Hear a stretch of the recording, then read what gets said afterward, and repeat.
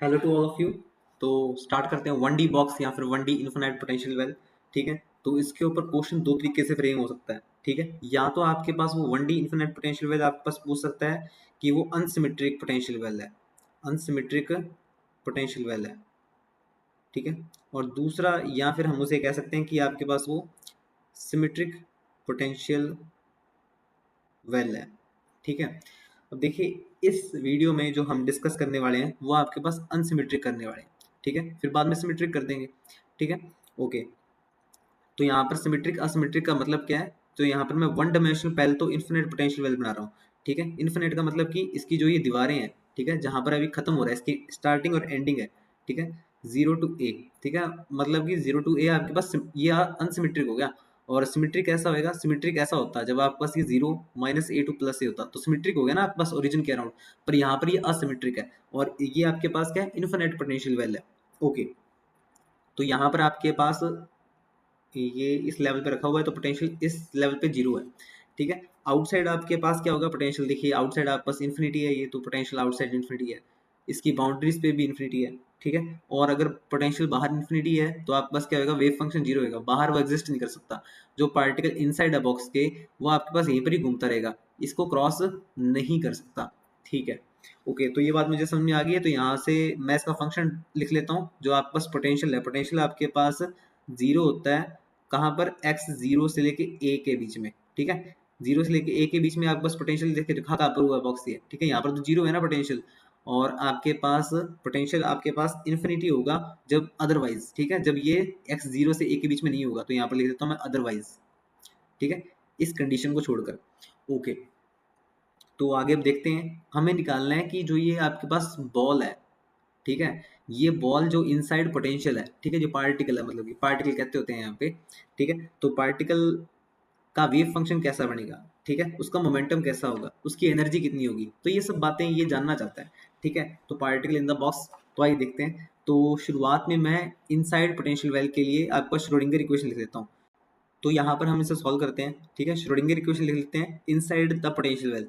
तो inside potential well, ठीक है, तो पहले मैं इसके अंदर बेसिक श्रोडिंगर इक्वेशन लिख देता हूँ। आपके पास होती है h²/2m del square psi over del x square plus e minus V psi is equal to 0। Okay, अब क्योंकि इनसाइड पोटेंशियल वैल्यू आपके पास क्या है? v बराबर 0 है। ठीक है, तो यहाँ पर पुट कर देते हैं h²/2m del square psi over del x square plus V psi is equal to 0। ठीक है, E psi is equal to 0, sorry. ठीक है, E psi is equal to 0 क्योंकि वी 0 है ना आपके पास, तो इसको थोड़ा सही करके लिख लेते हैं हम। डेल के psi over del x square plus 2me by h cut square psi is equal to 0। Okay, तो इसको सॉल्व करता हूँ मैं। ये जो डिफरेंशियल इक्वेशन बन गई ना आपके पास, इस डिफरेंशियल इक्वेशन को सॉल्व करेंगे आपके पास देखिए del square psi over del x square, तो यहाँ पर 2me by h cut square को मैं के स्क्वेयर ऐड कर लेता हूँ मैं, plus K square psi is equal to 0। Okay, इस डिफरेंशियल इक्वेशन को सॉल्व करेंगे हमने, जो कि आपके पास है del square psi over del x square plus K square psi is equal to 0। ठीक है, तो ये आपके पास किस फॉर्म में बन जाएगी? D square plus K square psi is equal to 0। तो इसको आप सॉल्व कर लेते हैं इसी से, तो आपके पास कितना आ जाएगा? ये प्लस माइनस आई के आ जाएगा। ठीक है, तो यहाँ से आप लिख देंगे कि साई आपके पास कितना है? साई आप लिख देंगे ए ई the power I K x plus B E the power minus I K X. ये दो ही तो रूट बनते थे और दोनों रूट मैंने इसके अंदर सुपर पोजिशन में लिख लिए हैं। ठीक है, अब देखिए थोड़ा सा ये सोल्यूशन तो बन ही गया आपके पास। आपके पास दूसरा सोल्यूशन ऐसा भी बन सकता है कि अगर मैं ई the power I K x खोल लूँ, ठीक है, मतलब कि यहाँ पर मैं लिख लूँ cos K x, okay, plus आई साइन के एक्स प्लस आई sign K x plus B cos K x minus आई साइन के एक्स। ओके, इतना आ जाएगा आपके पास।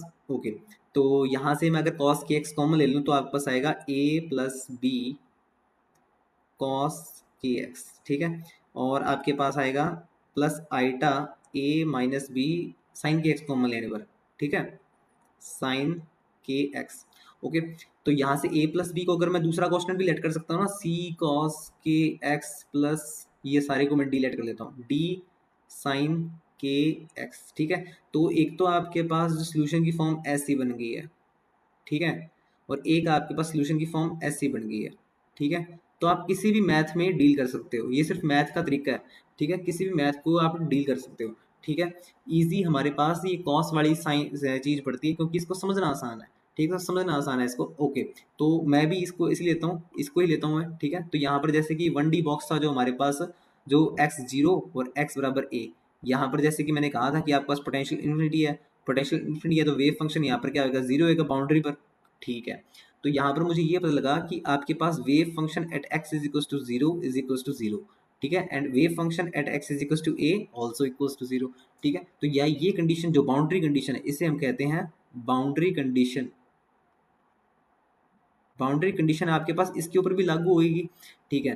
तो यहाँ पर मैं इसे अप्लाई करने की कोशिश करता हूँ, ठीक है। तो यहाँ पर जैसे ही मैंने इसे वैल्यू पुट की for psi x is equal to zero, ठीक है, दिस इक्वल टू जीरो, तो आपके पास यहाँ पर पुट करने पर सी कॉस जीरो वन हो गया सी, और डी साइन जीरो आपके पास कितना हो जाएगा, जीरो हो जाएगा वो तो, ठीक है। तो यहाँ पर डी इंटू ये जीरो हो जाएगा, तो ये इक्वल टू जीरो, तो यहाँ से मुझे ये पता लगा कि सी इक्वल टू जीरो आ गया, सी इक्वल टू जीरो आ गया। ओके, नेक्स्ट यहाँ पर x is equal to A, x is equal to A put करने में भी इतना ही आता है, तो यहाँ पर बनेगा सी sign K A plus D sine K A, ठीक है, इतना बन जाएगा आपके पास। ओके, तो यहाँ पर आप देखेंगे कि ये सब कुछ आपके पास जीरो है, और सी मेरे को यहाँ से ऊपर से जीरो जीरो मिला था, ठीक है। तो यहाँ पर मेरे पास जो बन गया है वो बन गया आपके पास psi x is equal to A, आपके पास zero is equal to D sine K A, ठीक है, क्योंकि बाउंड्री कंडीशन भी हमारे पास सी जीरो आ गया ना, तो यहाँ पर सब्स्टिट्यूट कर सकता हूँ उसे मैं, ठीक है। तो डी साइन के ए आपके पास जीरो आ गया। अब देखिए कहता है कि डी तो जीरो होगा नहीं, ठीक है, तो जरूर ही आपके पास साइन के ए जीरो होगा। अब साइन आपके पास जीरो कब कब दे सकता है, साइन आपके पास देखिए जीरो हो सकता है कि जब ये जीरो आपके पास साइन एन पाई के बराबर हो, मतलब कि जो के ए हो आपके पास है, ठीक है, यहाँ पर सॉरी कितना लिख दिया हमने, हाँ के ए ही है आपके पास, ठीक है। तो मतलब कि जो आपके पास के ए की वैल्यू है, के ए की वैल्यू आपके पास कितनी आएगी, एन पाई, के ए की वैल्यू एन पाई के बराबर हो, ठीक है, मतलब कि यहाँ से के ए की वैल्यू कितनी हो, एन पाई बाई ए, ठीक है, इतनी हो आपके पास के की वैल्यू। ओके, यहाँ पर कि आपके पास यहाँ पर जो एन वेरी कर रहा है, एन आपके पास वेरी कर रहा है 1 2 3 एंड सो ऑन इन्फिनिटी, ठीक है।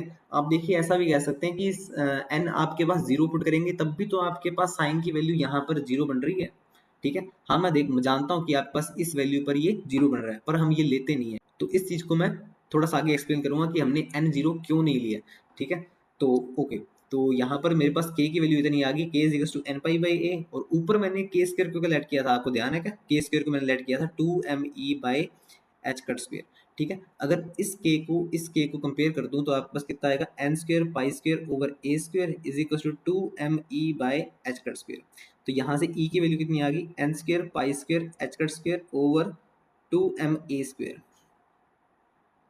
ठीक है। जहाँ की आपके पास n की वैल्यू कितनी है, n की वैल्यू आपके पास ये है, जिसमें कि n इक्वल्स टू जीरो नहीं है, ठीक है। यहाँ पर वापस से मोमेंटम भी देख लेते हैं। मोमेंटम आप कैसे डिफाइन करते हैं, p is equals to h cut K, h cut K होता है आपके पास, और यहाँ पर आपके पास मोमेंटम देखिए पार्टिकल जो आपके पास बॉक्स में था, ठीक है, वो इस साइड भी जा सकता है आपके पास, और आपके पास इस साइड भी जा सकता है, ठीक है। तो मोमेंटम आपके पास प्लस माइनस एच कट के, ठीक है, क्योंकि मोमेंटम तो वेक्टर क्वांटिटी है ना, तो प्लस माइनस एच कट के, और के की वैल्यू कितनी है, के की वैल्यू आपके पास एन पाई बाई ए है, एन पाई बाई ए, ठीक है। तो यहाँ पर जो आपके पास मोमेंटम की वैल्यू चलती है वो चलती है आपके पास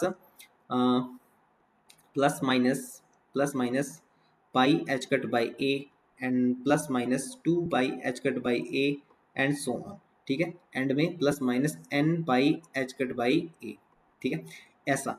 ओके, यहाँ से मैं वेवलेंथ की वैल्यू भी देख लेता हूँ। वेवलेंथ आपके पास क्या होती है, वेवलेंथ आपके पास the wavelength lambda H by P, ठीक है, और पी की वैल्यू तो मुझे ध्यान है, ठीक है। तो एच पी की वैल्यू आपके पास कितनी है, पी की वैल्यू आपके पास ये रही H cut N pi by A, ठीक है। तो यहाँ पर अपने लिख लेते हैं कि पी की वैल्यू लिखी मैंने, ठीक है, H N pi by A, ठीक है। तो एच कट को मैंने एच बाई 2 पाई लिख दिया, ठीक है, कोई दिक्कत तो नहीं है, एच यहाँ पर पड़ा है आपके पास ये, देखिए पाई से पाई कैंसिल हो जाएगा और एच से एच कैंसिल हो जाएगा, तो आपके पास आएगा 2a बाई एन, ठीक है। तो यहाँ पर जो वेवलेंथ आ रही है मेरे पास वो आ रही है 2a बाई एन, ठीक है। तो ये आपके पास इसमें जो n की वैल्यू है वो आपके पास ऐसे ही वेरी कर रही है। ओके ओके, नाइस है। अब मेरे पास अब देखते हैं वेव फंक्शन क्या बनता है इसका। अब देखिए यहाँ पर मैंने जो एसेंशियल वैल्यूज थी सारी निकाल ली है, ठीक है। Psi of x C cos K x plus D sine K x. Okay, इतना आया था वेव फंक्शन मेरे पास। ओके, तो यहाँ पर कि जिसमें कि मेरे को ये पता लगा था कि सी आपके पास जीरो होगा, ठीक है, सी जीरो होगा, और के की वैल्यू आपके पास कितनी होगी, के की वैल्यू आपके पास होगी एन पाई बाई ए। ठीक है, तो ये वैल्यू सब्स्टिट्यूट कर देता हूँ मैं, साई ऑफ एक्स आपके पास कितना आ जाएगा, D sine N pi X by A. तो ये आपके पास वेव फंक्शन की वैल्यू आ गई, जिसमें कि मुझे अभी डी की वैल्यू नहीं पता है। ठीक है, ये आपके पास वेव फंक्शन की वैल्यू कब है, for X zero to A. ठीक है, और अदरवाइज आपके पास वेव फंक्शन की वैल्यू तो जीरो होगी ना बाहर, अदरवाइज तो मतलब कि बाहर जा रहा है वो। ठीक है, ये तो आपके पास inside inside inside wave function की वैल्यू ये है। ठीक है, और बाहर देखेंगे तो बाहर आपके पास वेव फंक्शन की वैल्यू जीरो होगी। ठीक है, अदरवाइज। ओके, तो ये मेरे पास वेव फंक्शन की वैल्यू इतनी आ गई है। ओके, ओके, अभी मेरे को डी की वैल्यू फाइंड करनी है कि डी की वैल्यू कितनी होगी। तो डी की वैल्यू निकालने के लिए मैं क्या करूँगा, आपके पास कोई भी वेव फंक्शन है वो आपके पास माइनस इन्फिनिटी से प्लस इन्फिनिटी, उसकी प्रोबेबिलिटी कितनी होती है, हाँ जी, उसकी प्रोबेबिलिटी आपके पास, जैसे वन डायमेंशन में तो डी एक्स यूज़ कर लिया मैंने, ये आपके पास वन होती है। ठीक है, तो इसका यूज़ कर लेता हूँ मैं, तो यहाँ पर मैं करूँगा तो डी स्क्वेयर आ जाएगा, डी स्क्वेयर माइनस इन्फिनिटी से प्लस इन्फिनिटी, यहाँ पर आपके पास आ जाएगा sine square N pi X by A. ठीक है, इज इक्वल टू वन। अब देखिए जो यहाँ पर ये इंटीग्रेशन चल रहा है ना, माइनस इन्फिनिटी से प्लस इन्फिनिटी। ठीक है, तो इंटीग्रेशन तो आपके पास जीरो से ए के बीच में ही होएगा, क्योंकि ये जो वेव फंक्शन है ना आपके पास, जो मैं लिखा है साई, ठीक है, ये आपके पास एक्स जीरो से ए के बीच में ही है। तो यहाँ पर आपके पास लिमिट्स हो जाएंगे जीरो से ए। ठीक है, इसे आप सॉल्व कर लेंगे sine square N pi X by A को, तो यहाँ से आपके पास डी की वैल्यू आ जाएगी रूट टू बाई ए। ठीक है, इतनी वैल्यू आ जाएगी आपके पास, ये जो ए है ना ये भी रूट में ही है। ठीक है, इसको वापस लिख देते हैं हमने ऐसे। ठीक है, तो आप इसको ऐसे लिख लेना रूट टू बाई ए। ठीक है, ऐसे। तो आपके पास वेव फंक्शन कितना बन गया, वेव फंक्शन आपके पास बन गया psi of X is equal to root two by A sine N pi X by A for X zero to A. ठीक है, for X zero to A, ये आपके पास किसके अंदर है, ये असिमेट्रिक में है, असिमेट्रिक पोटेंशियल वेल में है। ओके, ओके, अब यहाँ पर जैसे कि मैं कह रहा था कि मैंने शुरुआत में जो n की वैल्यू ली थी, n की वैल्यू आपके पास 1 2 3 4 ऐसे करके इन्फिनिटी तक ली थी। मैंने कहा था कि n जीरो नहीं लेना। अब n जीरो क्यों नहीं लेना, n जीरो इसलिए लेना कि जब आप यहाँ पर n की वैल्यू जीरो पुट करोगे ना, ठीक है, तो ये वेव फंक्शन जीरो बन जाएगा। वेव फंक्शन जीरो होने का क्या मतलब है कि आपके पास पार्टिकल है ही नहीं, जबकि पार्टिकल तो है x जीरो से a के बीच में। ठीक है, इसलिए n जीरो नहीं लेना। आप कहोगे जब n वन पुट करो, फिर आपके पास पुट कर लो यहाँ पर, आपके पास क्या बनेगा root two by A sine pi X by A, नहीं बना जीरो। ठीक है, समझ में आ रही बात, इसलिए एन बराबर जीरो नहीं लेना। ठीक है, इसलिए आप ये वैल्यूज तो ले सकते हो और ये वैल्यूज नहीं ले सकते, ये फॉरबिडन है। ठीक है, अंदर ये तो इसका वेव फंक्शन निकाल दिया मैंने, ये इसका वेव फंक्शन निकाल दिया जो कि आप ध्यान में रखेंगे। ठीक है, और इसके अंदर और वैल्यूज हमने निकाली है, ये इसकी एनर्जी निकाली है। ठीक है, जो कि इंपॉर्टेंट है वापस से। ठीक है, जो ये एनर्जी निकाली है, और इसके अंदर मैंने वेवलेंथ निकाली है, वेवलेंथ यहाँ पर टू ए बाई एन। ठीक है, इसका डायग्राम भी देख लेते हैं अभी अपने। और इसके अंदर जो मैंने मोमेंटम निकाला वो इतना निकाला है। ठीक है, इस वेवलेंथ को मैं लेके चलता हूँ, वेवलेंथ मैंने कितनी निकाली है टू ए बाई एन। ठीक है, तो इसको नीचे लेके चलता हूँ मैं। ओके, तो वेवलेंथ मेरे पास आई है टू ए बाई एन। ठीक है, इसका मतलब क्या आपके पास, अब देखिए आपके पास जो वन डी बॉक्स बन रहा है, वन डी बॉक्स बन रहा है वो जीरो से लेके ए के बीच में। ठीक है, यहाँ पर जब मैं n की वैल्यू वन पुट करता हूँ, अब आपको समझ में आ गया ना कि n की वैल्यू वन से ही क्यों स्टार्ट करनी है। ठीक है, क्योंकि वो जीरो पर सारा वेव फंक्शन ही जीरो कर देता है। ठीक है, जिससे कि हमारा वेव फंक्शन मतलब कि पार्टिकल एग्जिस्ट ही नहीं कर रहा, जबकि पार्टिकल तो एग्जिस्ट कर रहा है बॉक्स के बीच में, एक्स जीरो से ए के बीच में। ओके, यहाँ पे जब n इक्वल टू वन लेते हैं तो आपके पास क्या आता है, लैम्डा बराबर टू ए। लैम्डा बराबर टू ए का मतलब है कि जो पूरा एक वेवलेंथ बन रहा है ना, ठीक है, वो आपके पास टू ए का बन रहा है। ठीक है, और मेरे पास जो बॉक्स है, बॉक्स तो मेरे पास जीरो से ए का ही है। ठीक है, तो मतलब कि वो आपके पास ऐसा बनेगा। ठीक है, नेक्स्ट जब इसके अंदर n बराबर टू पुट करूंगा मैं, तो कितना आएगा लैम्डा बराबर ए। लैम्डा बराबर ए अब फिट हो जाएगा पूरा। ठीक है, क्योंकि बॉक्स भी आपके पास जीरो से ए का ही है और वेवलेंथ भी आपके पास कितनी लेंथ का है, ए का है। ठीक है, तो ऐसे करके इसका ग्राफ बन जाएगा आपके पास, ये for is equal to n equal to आपके पास वन, ये एन इक्वल टू टू। ठीक है, ऐसे कर ऊपर ऊपर चलते चलते आप इसका बनाते रहेंगे। ओके, नाइस है। अब इसी में हम इसका प्रोबेबिलिटी ग्राफ भी देख लेते हैं। प्रोबेबिलिटी ग्राफ आपके पास कैसा होगा, प्रोबेबिलिटी ग्राफ जैसे कि ये तो आपके पास क्या था, ये साई ऑफ एक्स के लिए था, मतलब कि आई बढ़ता जा रहा था, एन वन एन टू। ठीक है, अब जब यहाँ पर हम प्रोबेबिलिटी ग्राफ बनाएंगे, या बनाएंगे आपके पास साई आई एक्स मॉड का स्क्वायर। ठीक है, ये प्रोबेबिलिटी ऐसे होगा ना आपके पास, तो प्रोबेबिलिटी में आपके पास ये एन इक्वल टू वन के लिए तो कैसा बनेगा, ऐसा ही बन जाएगा, क्योंकि ठीक है, ये तो ऐसे ही बन जाएगा आपके पास, ठीक है, क्योंकि नीचे नहीं जा रहा ना आपके पास प्रोबेबिलिटी, आपके पास वैल्यू आपके पास कितनी आती है, पॉजिटिव वैल्यू आती है हमेशा, ठीक है। अब जैसे जो नेक्स्ट है आपके पास n = 2, n = 2 आपके पास कैसा बनेगा, ये भी ऊपर बनेगा और ये भी ऊपर बनेगा, ठीक है, समझ रहे हैं ना आप इसके अंदर। ओके, तो ये आपके पास इस तरीके से इसका ग्राफ बनेगा।